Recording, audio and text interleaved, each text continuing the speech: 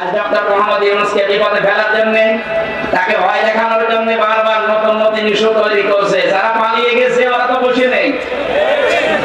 আমি এই দেশে যে দ্বিতীয়বার স্বাধীন হওয়ার পরে সিঙ্গাপুর, মালয়েশিয়া এই সমস্ত দেশগুলোতে মাহফিলে গিয়েছিলাম। যে হোটেলে উঠে হোটেল থেকে নামার পরে দেখি দুজন শয়তান, কি গো ও আগে যে বসে আছে, ও আমার হয় ভাব দেখে পালিয়েছে। ওরা আবার বসে বসে রুটি চালতেছে। আপনারা এই ষড়যন্ত্রের ফাঁদে পা দেবেন না, তাহলে কিন্তু গোপালগঞ্জের মতো পেছনে বান্দরের মতো লাল হয়ে যাবে। ষড়যন্ত্রের ফাঁদে পা দিয়ে কি লাভ হয়েছে দেখেননি? এমন পিটানো পিটিয়েছিল আর্মিরা, ওই কয়েকদিন কেউ গোপালগঞ্জ থেকে ঢাকায় যদি আসে বসে আসতে 300 টাকা, বাড়ি আসে 1000 টাকা। এখন ওই ফাঁদে মার দেওয়ার জন্য দাঙ্গায় আছে, আপনি টের পাচ্ছেন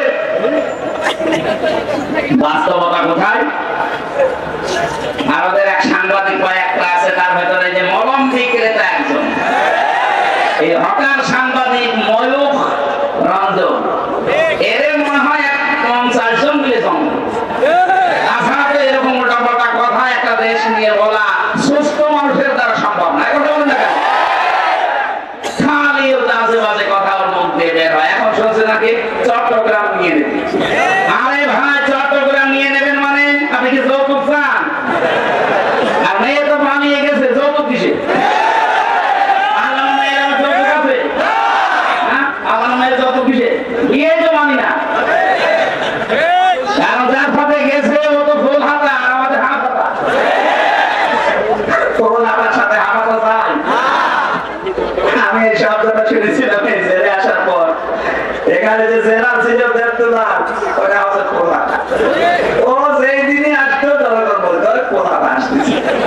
তখন বুঝলাম যে এতদিন পর্যন্ত আপনি বলছেন যে আমাদের স্বামী স্ত্রীর সম্পর্ক। আরে ভাই, স্বামী স্ত্রীর সম্পর্ক হয় কি করে? ও দাঙ্গা তো ফুল হাতা, এত মুসলমানি বিয়ে, তারপরে স্বামী স্ত্রী।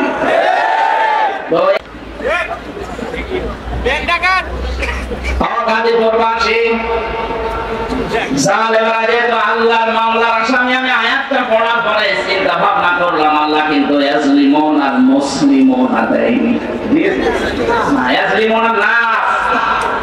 আল্লাহ বলেন শুধু মুসলমানদের উপরে যারা জুলুম করবে তারাই কিন্তু আল্লাহর মামলার আসামি না। যারা মানুষ হয়ে মানুষের অধিকার নষ্ট করে, তাদের উপরে জুলুম করে, ওরা আল্লাহর মামলার আসামি। আজকেও দেখলাম ভারতে সংখ্যালঘু নির্যাতন চলছে, এমনকি আমাদের কলিজার সবচাইতে দামি জায়গা যেটা মসজিদ, সেটা ভেঙে দিচ্ছে। সারা পৃথিবীর 57টা মুসলিম রাষ্ট্রকে আমরা আহ্বান জানাচ্ছি, সবাই ঐক্যবদ্ধ হন। 200 কোটি মুসলমান এই পৃথিবীতে আছে, হিন্দু মাত্র 120 কোটি। খ্রিস্টানদেরকে বলবো, আপনাদের মেয়েকেও ইন্ডিয়ার বুকে ওরা ন্যাংটা করে উলঙ্গ করে হাঁটিয়েছে। এই মুশরিক আর ইহুদি যারা, এরা তামাম দুনিয়ার মানবতার শত্রু। এরা মানুষ না। তামাম দুনিয়াতে এতদিন জানিয়েছে যে বাংলাদেশের সংখ্যালঘু নির্যাতন হয়, অথচ তাদের দেশে আর সংখ্যালঘু মুসলমানের অনিরাপদ। ইবাদতখানাগুলো ভেঙে বলছে এখানে মন্দির ছিল। নাউযুবিল্লাহি মিন যালিক। আমরা ঢাকার স্বামীবাগের ইসকন মন্দিরকে যদি এখন দাবি তুলি যে 500 বছর আগে এটা মসজিদ ছিল, নেন খেলা ভেঙে দেবে। আজ পর্যন্ত বাংলাদেশে কোন মন্দির ভেঙে মসজিদ বানিয়েছে ইতিহাস আছে? কোন কারণে আল্লাহর ভয়ে হাত দিচ্ছে? একবার আপনার দাদারা কাবা শরীফে হাত দিয়ে একেবারে তাসলিম মাকুল হয়ে গেছে।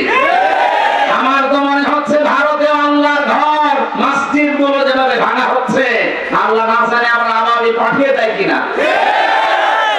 আমাদের ইমানের দাবি এখন সারা বিশ্বের 200 কোটি মুসলমানের ভারত বয়কট করা লাগবে। দরকার নেই ওদের। এখন কান্নাকাটি অলরেডি আরম্ভ করেছে। আজকে ওদের পেঁয়াজ, ওদের আলু সব অর্ডার পৌঁছে যাচ্ছে, নেমে পড়েছে অলরেডি তারা রাজপথে। একজন এই উশৃঙ্খল, একজন বেয়াদব মানুষের কারণে আজ আমরা অনেক মানুষ না খেয়ে মরছি। আমাদের দেশকে তামাম দুনিয়ায় কালার করার জন্য বলে এই দেশে হিন্দু মুসলমান দাঙ্গা। কিসের দাঙ্গা? এই যে সৌহার্দ্য পরিবেশে এই দেশে বাস করি আমরা পৃথিবীতে কোন দেশে এমন উচিত নেই। বিশ্বের বহু দেশ তো ছোট বয়সে ঘুরলাম, কই এত সুন্দর সাম্প্রদায়িক সম্প্রীতি নিয়ে বাস করার দেশ পৃথিবীতে নেই। অথচ এইটাকে তুচি করে আজ ডক্টর মোহাম্মদ ইউনূসকে বিপদে ফেলার জন্য, তাকে ভয় দেখানোর জন্য বারবার নতুন নতুন ইস্যু তৈরি করছে। যারা পালিয়ে গেছে ওরা তো বসে নেই। আমি এই দেশে যে দ্বিতীয়বার স্বাধীন হওয়ার পরে সিঙ্গাপুর, মালয়েশিয়া এই সমস্ত দেশগুলোতে মাহফিলে গিয়েছিলাম। যে হোটেলে উঠে হোটেল থেকে নামার পরে দেখি দুজন শয়তান, কি গো ও আগে যে বসে আছে, ও আমার ভাব দেখে পালিয়েছে। ওরা আবারে বসে বসে রুটি চালতেছে। আপনারা এই ষড়যন্ত্রের ফাঁদে পা দেবেন না, তাহলে কিন্তু গোপালগঞ্জের মতো পেছনে বান্দরের মতো লাল হয়ে যাবে। ষড়যন্ত্রের ফাঁদে পা দিয়ে কি লাল হয়েছে দেখেননি? এমন পেটানো পিটিয়েছিল আর্মিরা। ওই কয়েকদিন কেউ গোপালগঞ্জ থেকে ঢাকায় যদি আসে, বসে আসতে 300 টাকা, বাড়ি আসে 1000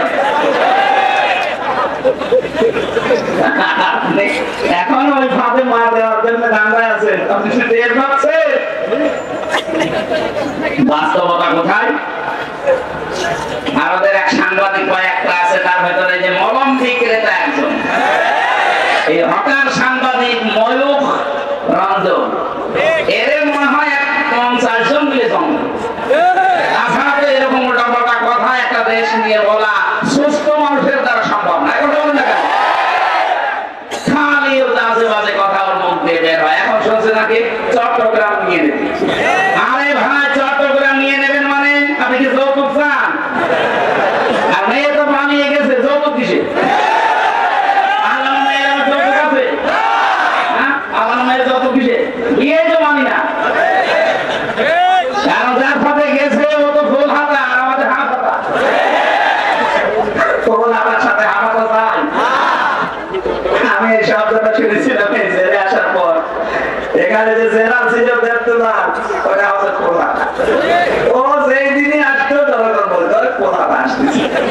তখন বুঝলাম যে ফুল হাতা কি আর হাতা না।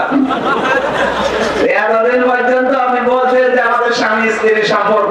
আরে ভাই, স্বামী স্ত্রীর সম্পর্ক হয় কি করে? ও দাদা তো ফুল হাতা, তো মুসলমানি বিয়ে, তারপরে স্বামী স্ত্রী।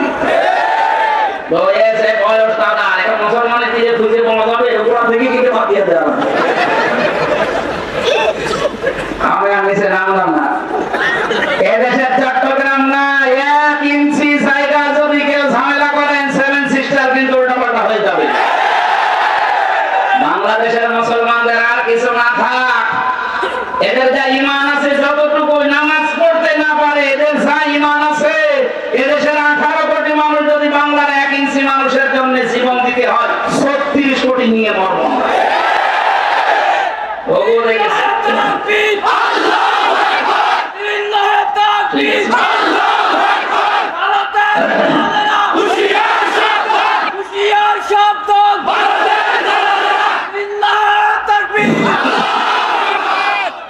দেখেছেন আপনারা, ঘোর ফাঁদ দেখেননি। 57টা মুসলিম রাষ্ট্র কিন্তু সব এখন এক হয়ে যাচ্ছে। আপনার এই দুর্বিসন্ধির কারণে, ষড়যন্ত্রের কারণে শেষে বিপদে পড়বে। আমরা আপনাদেরকেও ভালোবাসি। ভারত আমাদের শত্রু না, কারণ সেখানে আমাদের মুসলমান ভাইরা আছে। কিছু উগ্র আছে, এদের কারণে দেশটা ধ্বংস হয়ে যাচ্ছে। আপনারা সোচ্চার হবেন, আগামীতে কোনো উগ্র যেন চেয়ারে বসতে না পারে। মানুষ হয়ে বসুক, অসুবিধা নেই। এই জন্য যারা মানুষের উপর আজ তাদের অধিকার নষ্ট করে দিচ্ছে, ধর্মীয় প্রতিষ্ঠানগুলো আপনি ভেঙে দিচ্ছেন। আপনি মানুষ, রবীন্দ্র পরমাণিক পর্যন্ত আজকে এই বিবৃতি দিয়েছে যে একই শুরু করেছে। বাংলাদেশে তো কোনো মুসলমান হিন্দুদের কোন মন্দির ভেঙে মসজিদ বানিয়েছে আমরা তো দেখি না, প্রমাণও নেই। আপনারা কি শুরু করেছে? তাম দুনিয়া থেকে আজ ঘৃণা জানাচ্ছে। লজ্জা নেই, ঘৃণা করবে কি? লজ্জা তো থাকে ইমানদারের। আল হায়াউ শুবাতুম মিনাল ঈমান। লজ্জা নেই, ঈমান নেই। ও তো ঈমানই নেই, তো লজ্জা থাকবে কি করে? আমার ভাইরা, আমি যে আয়াত পড়েছিলাম, জালিমরা আল্লাহর মামলার আসামি, তার আগে 15.5 বছরে যারা জুলুম করেছেন, আপনি আর যাই মনে করেন, আপনি কিন্তু আল্লাহর মামলার আসামি। বলেন 1628 জন মানুষ ছিল এই বাংলাদেশের দায়িত্বে। এই 1628 জন মানুষই আমি মিলিয়ে দেখেছি এরা প্রত্যেকেই হয় জালেম না জালেমের দোষর। এই কথা বলেন না কেন? যারা জালেমের দোষর এরা সরাসরি মামলার আসামি কার? আল্লাহ মামলা দেবে আপনার বিরুদ্ধে, আপনি টের পাচ্ছেন?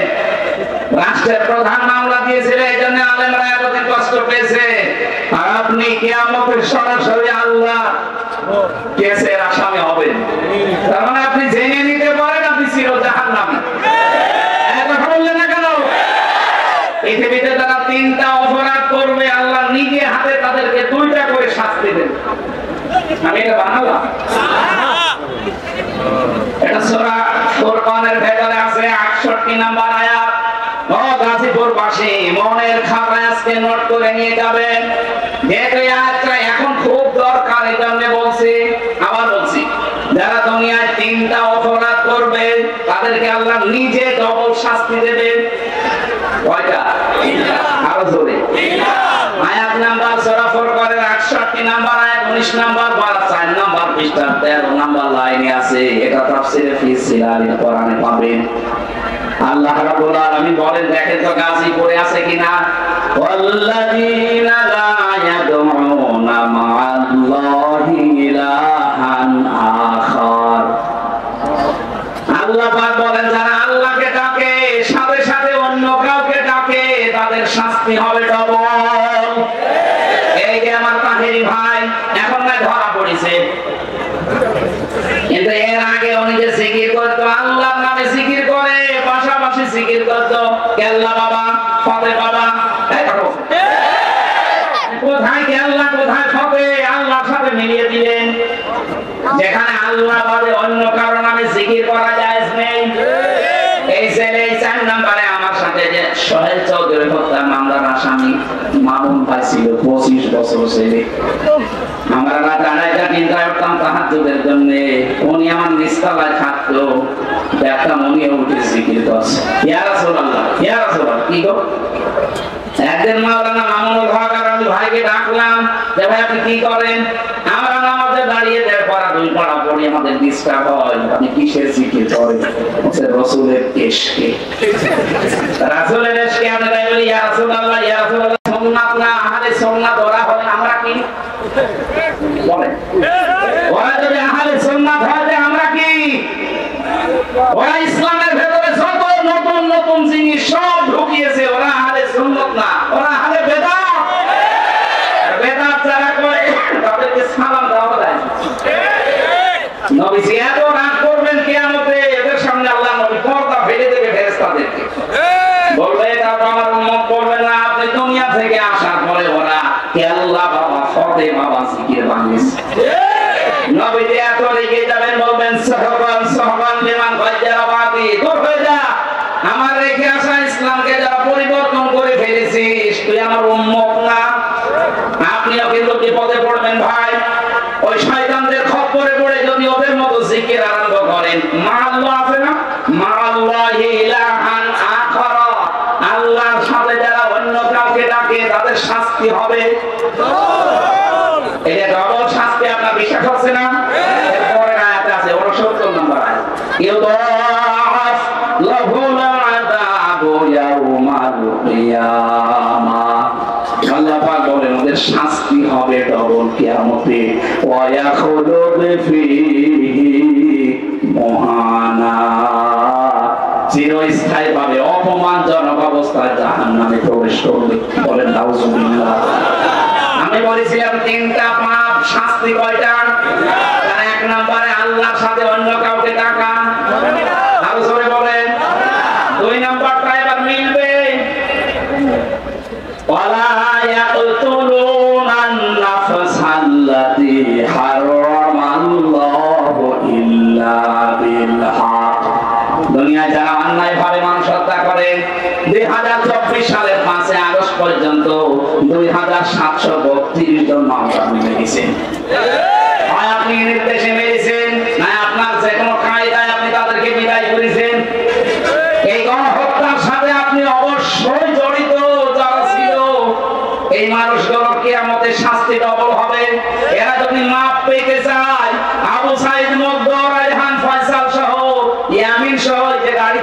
পুলিশের গাড়ি থেকে যারা ফেলে দিচ্ছিল তার নামে আমিন। বাবার সাথে আমার দেখা হয়েছিল। বলেন তো কিভাবে আপনি এখনো চিন্তা ছিল ফেলে দেওয়ার পরে ওই সময় যদি হাসপাতালে নিচে যেত মনে হচ্ছে কুকুরের বাচ্চা ফেলে দিচ্ছি। এই মানুষগুলোকে যারা হত্যা করলেন ডাইরেক্ট ইনডাইরেক্ট, যার নির্দেশে করেছেন যে হুকুমদাতা 2006 সালের 28 অক্টোবর যার নির্দেশে লগি বৈঠা নিয়ে জসিমকে মারার পরে লাশের উপরে ড্যান্স দিয়েছিলেন। এই কথা বলছেন আপনি মনে করেন যে আপনি মানুষ আছেন না, আপনি আর মানুষ নেই। আমি 7 সালে একবার সিরাজগঞ্জ থেকে যাচ্ছিলাম, বাসে যেতাম তখন ড্রাইভারের পেছনে বসে আছে, ড্রাইভার একেবারে রাস্তার মাঝখানে দেখলাম একটা কুকুর পড়ে মরে আছে, মাঝখান দিয়ে না দিয়ে বাম দিয়ে চালিয়ে দিল, গাড়ি ছাকি দিয়েছে। ড্রাইভারকে বললাম আপনি এমন করলেন, গাড়ি তো উল্টিয়েছে। তো ড্রাইভার আমাকে বলছে দেখেন না একটা কুকুর পড়ে মরে আছে, আমি মরা জিনিসের উপরে ডবল করে চাকা চালাবো, আমার বিবেক নেই। ওনাকে বললাম ভাই তো মরা কুকুর মরে গেছে, মারলে কি আর না মারলে কি? ড্রাইভার আমার দিকে ঘুরে বলছে হুজুর আপনি কি আসলে হুজুর নাকি বল ধরেছে? কিসের হুজুর আপনি? আমি দেখেন যে একটা মরা জিনিস পড়ে আছে, আমি ডবল করে চালিয়ে দেব। ও হো কুকুর, ও তো একটা প্রাণী, আল্লাহর সৃষ্টি, একটা মরা জিনিস কুকুর, তারপরে ওই লোকটা মারতে চায় না ডবল করে। বললাম নাম কি? হিন্দু একটা নাম বললো। বললাম আপনার ইমান নেই কিন্তু আপনার বিবেক আছে, আপনি ডবল করে মরা জিনিস মারতে পারেন, আপনার বিবেকে বাধা দেয়। অথচ এই দেশে জীবিত মানুষ হত্যা করার পরে তার লাশের উপরে ড্যান্স দিচ্ছে। এগুলোকে মানুষ বলবেন কোন কারণে? আপনি এগুলো মানুষ না। মানুষ হত্যার সাথে যারা জড়িত, এই রাজনীতি যারা আরম্ভ করেছেন, আপনার কিয়ামতের শাস্তি আল্লাহ নিজে ডবল করে দিবে। আল্লাহ শাস্তির ধরন দেখেছেন সূরা নিসার 93 নম্বর আয়াত। অনেকে মনে করে যা করেছি একবার আস্তাগফিরুল্লাহ পড়ে দিব হয়ে যাবে। আরে ভাই আস্তাগফিরুল্লাহ আপনার জন্য না। ওয়া ইয়াকতুল মুমিনা মুতাআম্মিদান ফাজাযাউহু জাহান্নাম, যে ব্যক্তি একটা মুমিনকে বিনা কারণে হত্যা করবে ইচ্ছাকৃতভাবে, আমার তো মনে হচ্ছে 8 সাল থেকে শুরু করে 24 সাল পর্যন্ত যত মানুষকে আপনি মেরেছেন সব ইচ্ছা করি। বিডিআরের 57 জন অফিসার, এখানে আমার সাথে প্রায় 900 জন বিডিআর ছিল। আমার তো মনে হয় 900 জনের ভেতরে 82 নিরপরাধ। ওদের মাথায় কোরআন শরীফ তুলে দিয়ে যদি বলেন সত্য কথা বলেন, ওরা সত্য কথা বলবে। এখন পর্যন্ত মুরিদগুলো আছে ওখানে, রাতের বেলা তাহাজ্জুদ পড়তে উঠলে দেখলাম আওয়াজ দিত ওদের এই দীর্ঘ শ্বাস আমার মনে হয় আরো সেই যে ধাক্কা খেয়েছে। মাজলুমের এই দীর্ঘ শ্বাস দুনিয়ায় থাকে না, এটা আরো সে চলে যায়। কত মানুষের বর্তমান কি আছে আপনার এই অবৈধ চেয়ারের সাথে আপনি জানেন।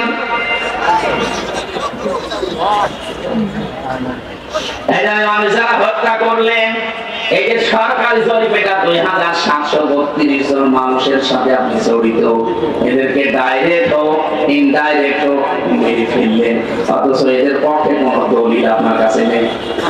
আদালত থেকে এদের মেরে ফেলার নির্দেশ এসেছিল, আপনার অবৈধ চেয়ার টিকিয়ে রাখতে আপনি মেরে ফেললেন। এই গণহত্যার সাথে যারা জড়িত, তারা যে ধিক্কৃত, তারা যে নিন্দিত, তারা যে ঘৃণিত, পৃথিবীর ইতিহাসের দিকে তাকান, হিটলার, চেঙ্গিস খান, তারা যদি নিন্দিত ঘৃণিত হয়ে থাকতে পারে গণহত্যার সাথে জড়িত হওয়ার কারণে, বাংলাদেশে যিনি গণহত্যা চালিয়েছে তাকে আল্লাহ নিন্দিত ঘৃণিত এগুলো বানিয়ে দেবে। কালের আবর্তনে তার নামগুলো দেখবেন মানুষ গালি হিসাবে ব্যবহার করবে। এখন যদি কাউকে বলেন যে অ্যাসিডের বাচ্চা, ও যেমন রেগে যায় 50 বছর যেতে দেন, ওই নামকে যদি আপনি গালি হিসাবে ব্যবহার করেন, ওই অমুকের বাচ্চা, ওই আমি রেগে যাবে। বলেন তো এখানে যদি কোনো হিন্দু কেউ বলেন ভাই ছেলে হয়েছে 50,000 টাকা আপনাকে দেব, আপনি হিটলার রাখেন, বলবো কি নাম নাকি? হিটলার, ইয়াসিন, কত সুন্দর নাম, অথচ ইয়াসিন নামটা রাখতে রাজি না। এই নাম যদি আল্লাহ গালি বানিয়ে দেয়, আপনার নাম যাই হোক, এই নাম আর নাম থাকবে না কালের আবর্তনে। দেখবেন এই নামটাও আল্লাহ গালি বানিয়ে দিয়েছে। আমার মনে হয় কাউকে রাগাতে হলে পড়া লাগবে তুই তুই এমনি রেগে যাবে। কাফেরদের আমি 13টা কাজ করা কোরআনে ডাইরেক্ট পেয়েছি। 13টা, তার ভেতরে অন্যতম কাজ এটা, ওয়ালা তালমিসু আনফুসাকুম ওয়ালা তানাবাসু বিল আলকাব। ওরা নাম পরিবর্তন করে দেয়। আল্লাহ পাক বলেন সাবধান, কাউকে নাম পাল্টিয়ে উল্টা পাল্টা করে ডাকবা না। অথচ 15.5 বছরের নাম পাল্টানোর হিড়িক চলছিল। জিয়াউর রহমান আন্তর্জাতিক বিমানবন্দরের নাম পাল্টিয়ে এমন একটা নাম দিয়েছে, মুসলমানদের আবেগের জায়গা শাহজালাল, এখন আর মোসাও যায় না। শয়তান চাপে মাত্রা হলো তাহলে ঠিক ছিল। এদেশে তাকান আপনি, আলেমদের নামও পাল্টিয়ে দিয়েছে। আল্লামা শাহ আহমেদ শফি রহমাতুল্লাহ আলাইহি, তার নামও আলেমরা পাল্টিয়ে দিয়েছে বেপরোয়া। শহীদ আল্লামা দেলাওয়ার হোসেন সাইদি রহমাতুল্লাহ আলাইহি, তার নামও পাল্টিয়ে দিয়েছে দেল্লু শিকদার। শহীদ আব্দুল কাদের মোল্লা, তার নামও পাল্টিয়ে দিয়েছে কসাই কাদের। আপনি তাকান, আমার নামও পাল্টিয়ে দিয়েছে পিসকে হুজুর। আমি পিসকে, রফিকুল ইসলাম মাদানি, ওরে যদি পিসকে বলো তাহলে মেনে নেওয়া যায়। আমাদের পর্যন্ত আমার কাছে 2 মাস ছিল, আমারে আপনি পিসকে বলেন তোর কারণে। আমার বয়স ঠিক আছে, আমার 33 বছর এখন, আমারই 3টা পিসকে আছে, আর আমারে আপনি পিসকে হুজুর বানিয়ে দিয়েছেন। গাজীপুর বাসী যারা মানুষ হত্যার সাথে জড়িত, তাদের 1 নাম্বার শাস্তি কোরআন বলছে ওরা জাহান্নামে যাবে। ডাইরেক্ট ফতোয়া, ফামান ইয়াকতুল মুমিনা মুতাআম্মিদান ফাজাযাউহু জাহান্নাম, প্রথম পুরস্কার জাহান্নাম। 2 নম্বরে খালিদান ফিহা, চিরস্থায়ী থাকা লাগবে, কোনো বাবার দোয়াইয়ের হতে পারবে না। 3 নম্বরে ওয়াকাদিবাল্লাহু আলাইহি, আল্লাহ রেগে থাকবে তার উপরে। 4 নম্বরে ওয়ালানাহু, তারপর আল্লাহ লানত দেবেন। 5 নম্বরে ওয়া'আদ্দা লাহু আযাবান আযীমা, আল্লাহ পাক বলেন তার জন্য প্রস্তুত রেখে দিলাম আমি যন্ত্রণাদায়ক আযাব। বলেন নাউযুবিল্লাহ। আফসোস হয় জালেমদের প্রতি আমার, বিশেষ করে মানুষ হত্যার সাথে যারা জড়িত। আপনার দুনিয়াও শেষ, আখিরাতও শেষ। কি করবেন একজন জালেমকে ক্ষমতায় টিকিয়ে রাখতে? নিজের সব নষ্ট করে ফেলবেন আপনি। এরকম পাগলামি যেন সামনে আর কেউ না করেন, কথা বলেন ঠিক কিনা? আমরা কোরআনে কারীম থেকে সূরা মুমিনুন থেকে 1টা-2টা মাত্র আয়াত পড়েছি। তাফসীরুল কোরআন মাহফিল লিখেছেন, আমরা তাফসীর আকারে কথা বলি নাকি? নাকি চলে যাবেন? চলে যাবেন আপনারা? আল্লাহ রাব্বুল আলামিন মানুষের একটা দুর্বল জায়গায় আঘাত দিয়েছেন। কাউকে যদি আপনি নিজের আয়ত্তে রাখতে চান, তার ওই গোপন জায়গায় আপনি আঘাত দেবেন, ওই এমনি নরম হয়ে যাবে। আল্লাহ আমাদেরকে লাগাম টেনে ধরেছেন আমাদের দুর্বল জায়গায় আঘাত দিয়ে। ওয়ালাকাদ খালাকনাল ইনসানা মিন সুলালাতিন মিন তিন, অবশ্যই আমি আল্লাহ মানুষকে বানিয়েছি মাটির নির্যাস থেকে। আমাদেরকে আল্লাহ মাটি দিয়ে বানাননি, বানিয়েছেন মাটির নির্যাস দিয়ে। একজনকে তিনি মাটি দিয়ে বানিয়েছেন, তিনি আমাদের আদি পিতা হযরত আদম আলাইহিস সালাম। সূরা রহমানের ভেতরে আছে মিন সালসালিন কাল ফাখর, শুকনা ঠনঠনে মাটি দিয়ে আমি আদমকে বানিয়েছি। এই আয়াতের তাফসীরে পড়লাম, এরা কি করে? এত মানুষ এসেছে, সমস্যা তো এই জায়গায়। কিছু মানুষ বাড়ি চলে যান, হ্যাঁ এত মানুষ চলে যাবে না বন্ধু। কিছু মানুষ বাড়ি চলে যান, আবার কাটতে পাননি, আবার আগামী বছর আসবে যাবেন আপনারা? কিছু মানুষ এসে তারা দাঁড়িয়ে আছেন, জায়গা পাচ্ছেন না, বাড়ি চলে যান। আপনাদের ছবি দিয়ে দিলাম। আমার ভাইরা একটু ভালো করে দাঁড়িয়ে আছেন, দাঁড়িয়ে থাকেন, একটু শুনতে দেন মানুষকে। দেখেন তো কত মানুষ বসে আছে। এ ভাই কম ব্যস্ত, এ বাবুল ভাই এরপরও 1-1.5 ঘন্টা বসে আছে, আর আপনারা কি শুরু করছেন? কত মানুষ বিভিন্ন জায়গায় শুনতেছে জানেন আপনি? আপনি যদি বারবার ডিস্টার্ব করেন তো ভুলে যাবো। 4 জন ফেরেশতাকে আল্লাহ পাঠিয়েছিলেন মাটি নেওয়ার জন্য, আদম বানাবে। 3 জনই ফেরত গেছে, পারে না। শেষ পর্যন্ত আজরাইল এসে 1 খামসা মাটি নিয়ে গেছে।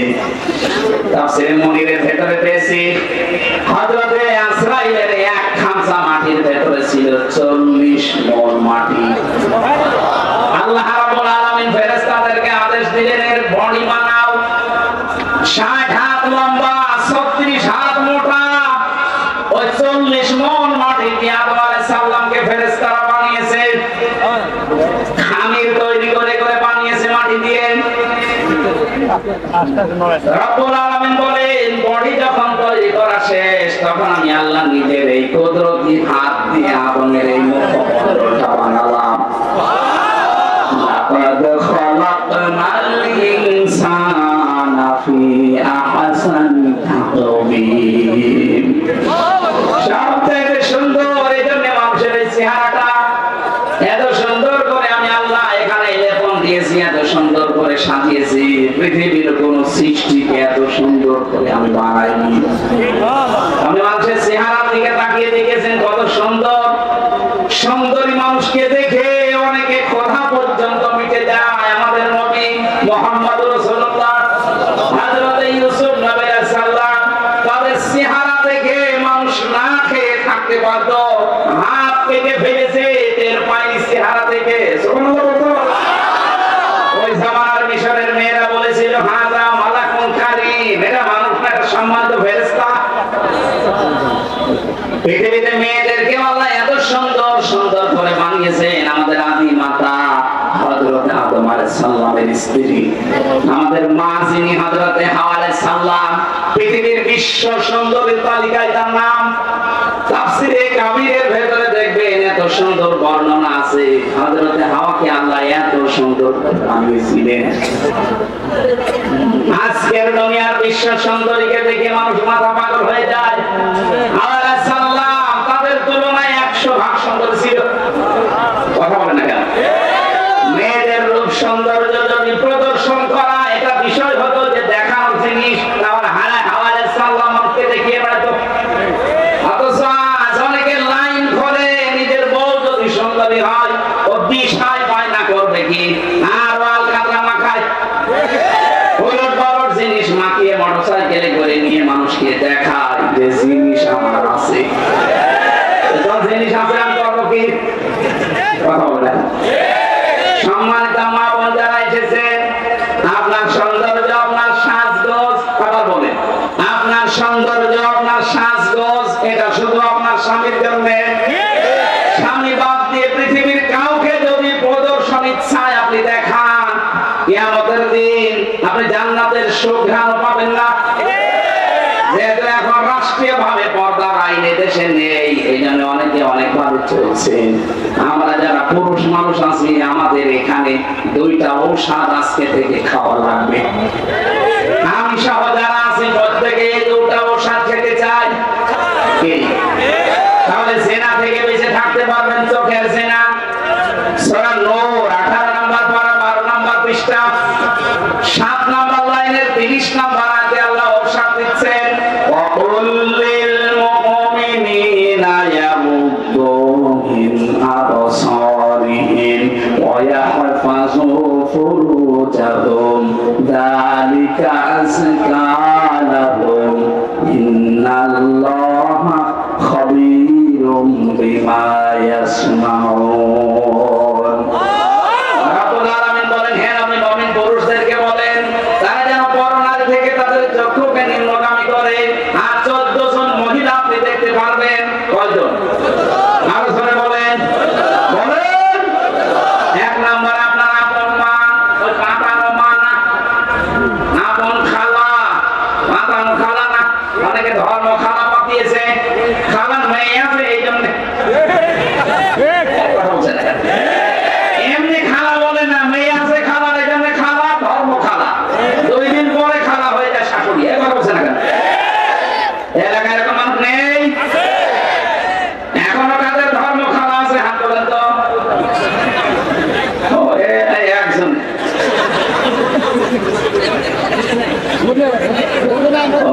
মনে হয় খালার মেয়ের সাথে গল্প করছে।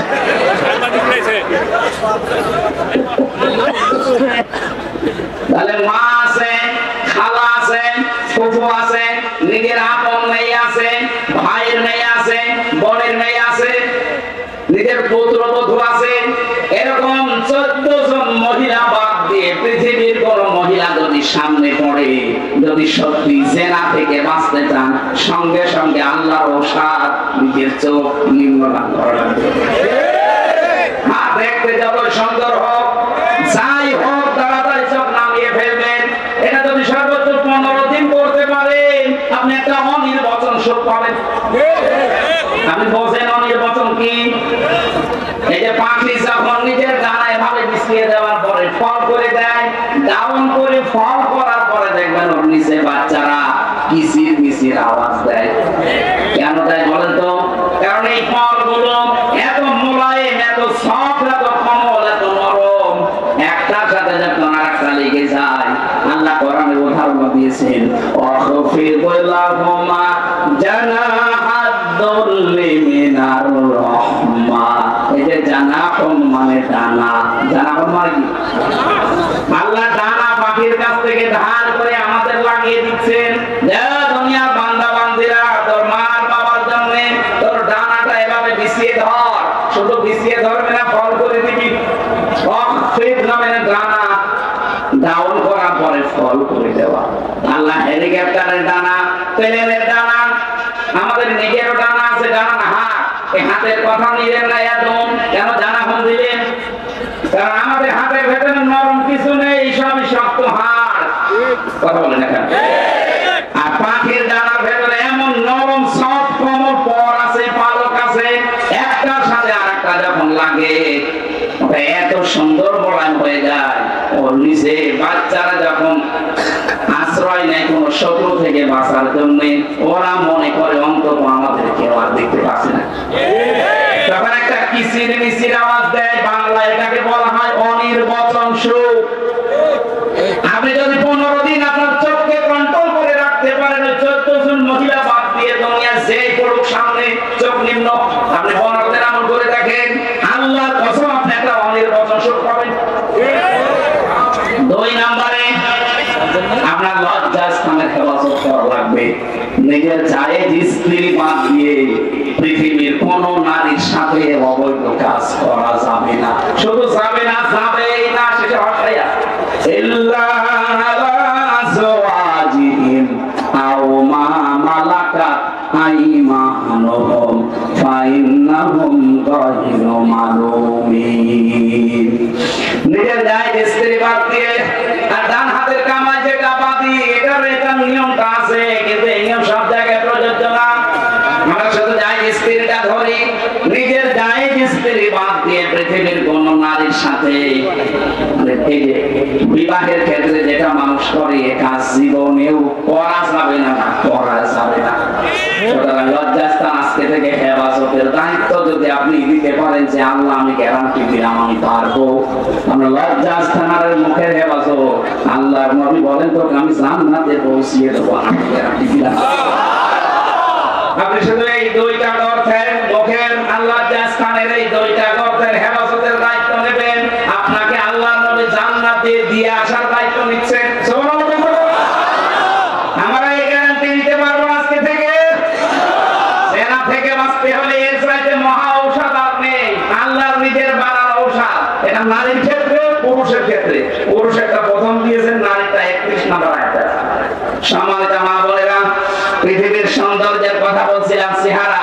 আল্লাহ যখন কাটিং চেহারা সুন্দর করে বানিয়ে রেখেছেন, 120 হাত লম্বা, 36 হাত মোটা পড়ে আছে। আল্লাহ বলেন সেজদা দাও। সবাই দিয়েছিল, শুধু একজন দেয়নি, শয়তান। কে? শয়তান অহংকার করেছিল, ও বলেছিল আনা খায়রুম মিনহু খলাকতানি মিন নার ওয়া খলাকতাহু মিন তিন। তুমি আমারে আগুন দিয়ে বানিয়েছো আর ওইটা বানিয়েছো মাটি দিয়ে। আমার ভেতরে পাওয়ার আছে। কি আছে? বলেন বলেন। শয়তান অহংকার করেছিল পাওয়ারের, ক্ষমতার। আজও পৃথিবীতে দেখেন যারা ক্ষমতার অহংকার করে মনে করবেন তাদের দখল করে ফেলেছে। কারণ শয়তান অহংকার করেছিল আমার, বলেন তো কিসের ক্ষমতা? বলেন 15.5 বছরে যারা ক্ষমতার অহংকার করেছে আপনি বিশ্বাস করতে পারেন এরা এক প্রকার শয়তান। কারণ কোন মানুষ ক্ষমতার অহংকার করতে পারে না, এরা অহংকার করে শয়তান। আল্লাহ সঙ্গে সঙ্গে তাকে 3টা জিনিস থেকে বঞ্চিত করে দিয়েছেন। আপনারা মনে হয় 10 জন হয়ে গেছে, শেষ করে দেব। ওরা অনুষ্ঠান আবার আরেকটা ধরে গেছে, এই কারণে পেছন থেকে যে চাপ দিচ্ছে দেখছেন, তাড়াতাড়ি আরেকটা ধরা লাগে। মানে জেলে ওরা এমনি খাওয়া দাওয়া ভালো দিত না, আমার জীবনটা শেষ করে দিয়েছে। বাইরে সেই চাপের উপরে চাপ, আমি আর পারছি না। এক একদিন 2টা দিনের বেলা ছিল, সেই কোথায় মনে হয়